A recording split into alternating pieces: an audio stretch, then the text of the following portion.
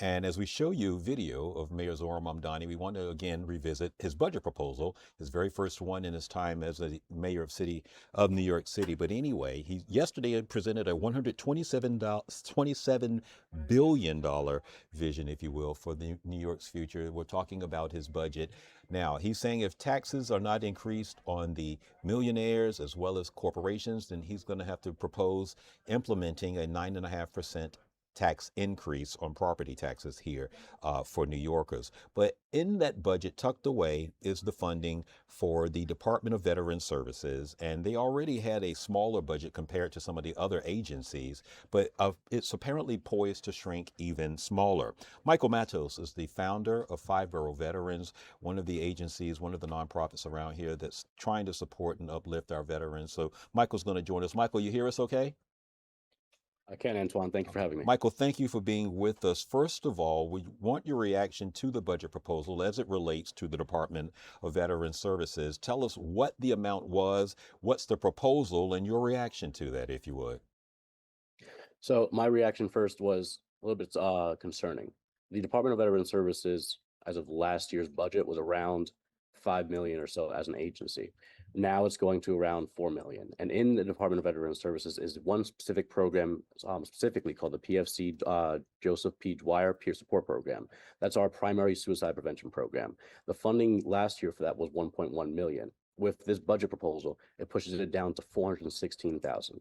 So that's very concerning for us, and it just has us wondering how the mayor views our veteran community in New York City. Now, Michael, let's just break that down. When we talk, that's a significant drop there. You're talking what, just over a million to, 416,000.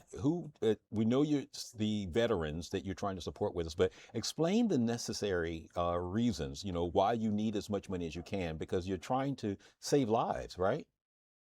Absolutely that. So we found out that over 60% of veterans that do commit suicide are not connected to the VA. So we need to find alternative ways to connect with those individuals and support them in a variety of different aspects. The Joseph P. Dwyer program does just that. Instead of using doctors and VA facilities, it uses community nonprofits and community organizations to build social interactions and help bring those folks out of the isolation that they're feeling, help them connect with fellow veterans, and help reduce the level of suicide in our. Just if you would, just because of your boots on the ground, Michael, just for the years that you've been trying to make sure the lives of our veterans are, as best that they can be, given the circumstance, given the funding, and given the amounts of the budgets of the agencies that are trying to help make sure that that in fact happens.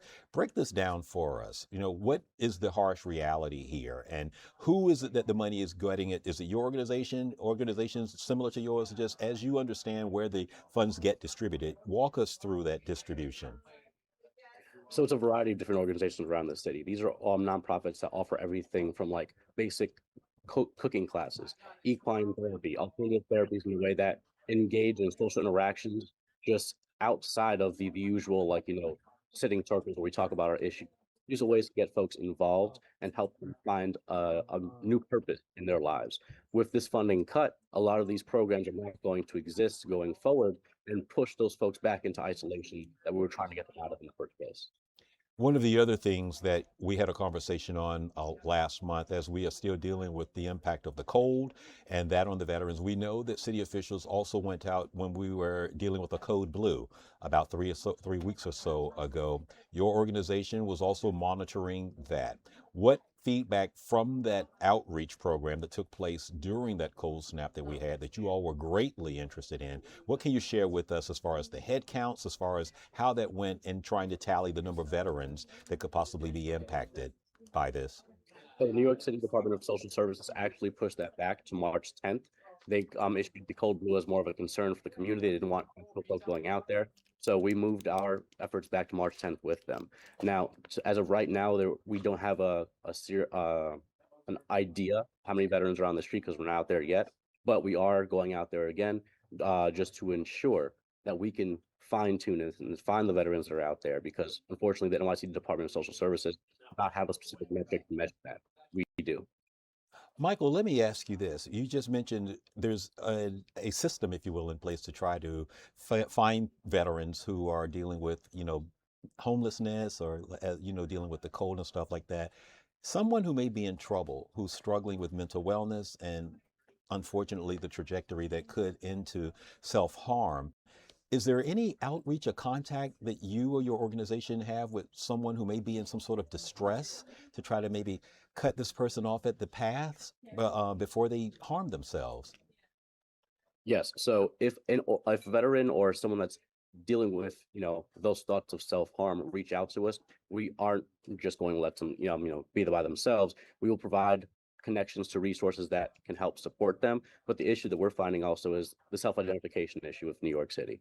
Only 29% of our community are actually self identified as veterans. We don't know where the other almost 70% of those folks are and if they self identify yet. So we can't figure out where they are, and this is one of the issues we're finding. So as we're looking forward to March 10th and finding those folks, one of our focuses is increasing the self-identification rate for veterans in New York City so we can help effectively support them.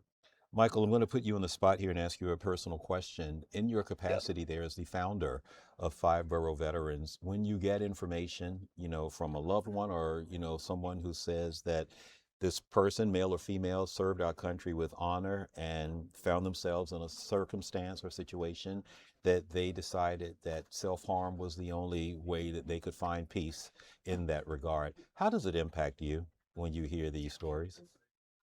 It's a devastating thing. Just to share a personal experience, I unfortunately dealt with this in the past few months or so.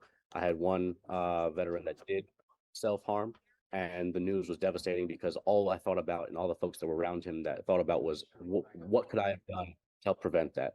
If me being there with them could have helped prevented that, what could did I not do enough? How can this thing continuously happen? So it puts a lot of guilt on the individual. I myself, went through a few days of just trying to process what that meant. So it only How'd you motivates come me out of more. that? What did you learn about yourself? How'd you come out of that, Michael?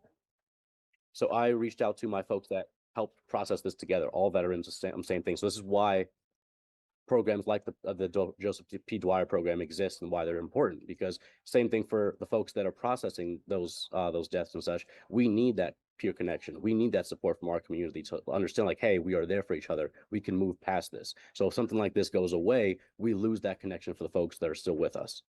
Michael, which branch of service were you again, if you would share with us? Of course, I was in the U.S. Coast Guard. Coast Guard. Michael, we know you have to go. Thank you for sharing your perspective on this concern that you and the Five Borough Veterans have about the budget.